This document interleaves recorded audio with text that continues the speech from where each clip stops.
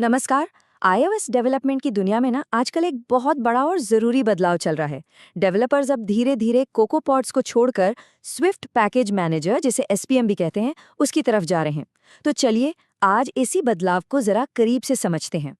तो सवाल ये उठता है कि भाई ऐसा हो क्यों रहा है। डेवलपर्स आखिर क्यों कोकोपॉड्स को छोड़कर स्विफ्ट पैकेज मैनेजर की तरफ इतना जा रहे हैं। चलिए आज की इस बातचीत में इसी सवाल का जवाब ढूंढते हैं। तो आज हम क्या क्या देखने वाले हैं। पहले तो समझेंगे कि ये मॉडर्न शिफ्ट है क्या। फिर देखेंगे कि एक्सकोड के साथ ये कैसे इतनी आसानी से काम करता है। ये भी जानेंगे कि इससे प्रोजेक्ट्स क्लीन और फास्ट कैसे हो जाते हैं, फ्यूचर के लिए कितना सेफ है, और आखिर में क्या सच में अब यही एक रास्ता बचा है।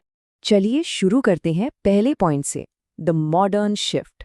मतलब ये जो कोकोपॉड से एसपीएम पर जाने का सिलसिला है, इसको समझते हैं। और हाँ, ये कोई छोटा मोटा चेंज नहीं है। ये iOS डेवलपमेंट के टूल्स में एक बहुत बड़ा, एक फंडामेंटल बदलाव है। देखिए काफी टाइम से ना iOS की जो टीम्स हैं वो धीरे धीरे कोकोपॉड से हट रही हैं। तो अब जरा देखते हैं कि इस बड़े शिफ्ट के पीछे असल वजह क्या क्या है। तो अब आते हैं एसपीएम के सबसे बड़े फायदे पर। वो है इसका एक्सकोड के साथ सीमलेस इंटीग्रेशन। मतलब ये पहले दिन से ही पूरे वर्कफ्लो को इतना आसान बना देता है। चलिए देखते हैं कैसे। तो यहाँ जो सबसे ज़रूरी चीज़ है वो है इसका नेटिव सपोर्ट। अब इसका मतलब क्या है? सीधा सा मतलब है कि एसपीएम एक्सकोड के अंदर ही बना हुआ है। इसको चलाने के लिए कोई एक्स्ट्रा इंस्टॉलेशन, कोई रूबी जेम्स या कोई बाहर का कमांड लाइन टूल कुछ नहीं चाहिए। ये बस चलता है। It just works. और डिपेंडेंसी ऐड करना, अरे वो तो बच्चों का खेल है। बस 3 सिंपल स्टेप्स। फाइल में जाओ, ऐड पैकेजेस पर क्लिक करो, गिट यूआरएल चिपकाओ और हो गया। बस इतना ही है ना, एकदम आसान। अब जरा दोनों को आमने सामने रखते हैं। एक तरफ है कोकोपॉड्स, जहां पॉड इंस्टॉल कमांड चलाओ, फिर वर्कस्पेस स्विच करो, रूबी का पूरा तामझाम सेट करो, कितना कुछ करना पड़ता है। और दूसरी तरफ है एसपीएम, जो सीधा एक्सकोड में इंटीग्रेटेड है। एकदम सिंपल। फर्क तो आप देख ही सकते हैं, बिल्कुल साफ है। चलिए अब आगे बढ़ते हैं और देखते हैं कि इससे प्रोजेक्ट्स पर क्या असर पड़ता है। बात करते हैं क्लीनर और फास्टर प्रोजेक्ट्स की। मतलब आपकी रिपॉजिटरी और बिल्ड टाइम्स पर इसका क्या इम्पैक्ट होता है। देखिए, एक बहुत बड़ी सिरदर्दी जो कोकोपॉड्स देता है वो ये है कि वो आपकी .x प्रोजेक्ट फाइल को ही बदल देता है और एक अलग से .xc वर्कस्पेस बना देता है। जबकि एसपीएम वो आपके प्रोजेक्ट स्ट्रक्चर को छूता तक नहीं है, एकदम अनटच्ड। और इसका नतीजा, अरे इसका सीधा फायदा ये होता है कि जब आप टीम में काम करते हैं ना, तो गिट मर्ज कॉन्फ्लिक्ट्स बहुत बहुत कम हो जाते हैं। और ये हर उस डेवलपर के लिए एक बड़ी राहत है जो इन कॉन्फ्लिक्ट से परेशान हो चुका है। इस टेबल में तो फर्क और भी साफ दिखता है कि गिट रिपॉजिटरीज कितनी क्लीन रहती हैं। कोकोपॉड्स के साथ देखिए, पॉड फाइल .log, पूरा पॉड्स फोल्डर, .xc वर्कस्पेस, कितनी सारी फाइलें। और एसपीएम के साथ बस एक फाइल, package.resolved। कितना साफ सुथरा है। और फायदे यहीं खत्म नहीं होते। एसपीएम हल्का है और तेज भी, क्योंकि ये सीधे स्विफ्ट कंपाइलर से बात करता है, तो डिपेंडेंसीज को सॉल्व करना तेज हो जाता है। कई केसेस में बिल्ड भी फास्ट होते हैं।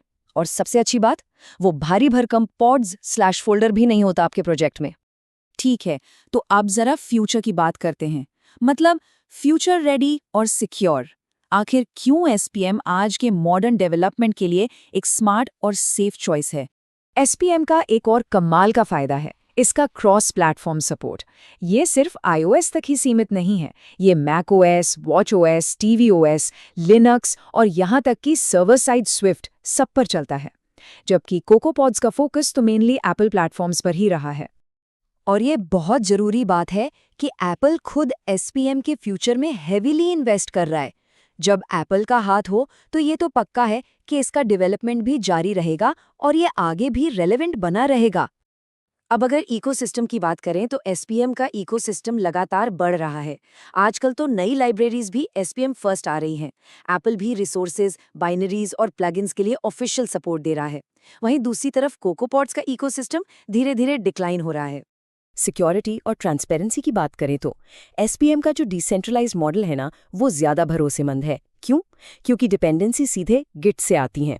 कोई बीच में सेंट्रलाइज स्पेक्स रेपो नहीं है, तो सब कुछ आपकी आंखों के सामने होता है। ऑडिट करना, ट्रैक करना, सब कुछ आसान। तो इन सब बातों के बाद हम अपने आखिरी सवाल पर आते हैं। क्या ये वाकई एक इनएविटेबल चॉइस है? मतलब क्या इसके अलावा कोई रास्ता है? चलिए अब तक जो भी हमने देखा उसको एक साथ जोड़कर देखते हैं। तो समझ लीजिए ये सिर्फ एक ट्रेंड नहीं है जो आज है और कल नहीं होगा। नहीं, ये एक फंडामेंटल शिफ्ट है, एक बुनियादी बदलाव इस बात में कि मॉडर्न एप्पल सॉफ्टवेयर बनता कैसे है। ये जो लाइन है ना, ये पूरी बात का सार है। हम किस तरफ बढ़ रहे हैं? सिंप्लिसिटी की तरफ, परफॉर्मेंस की तरफ, नेटिव टूलिंग की तरफ और एक ऐसे आर्किटेक्चर की तरफ जो फ्यूचर रेडी हो।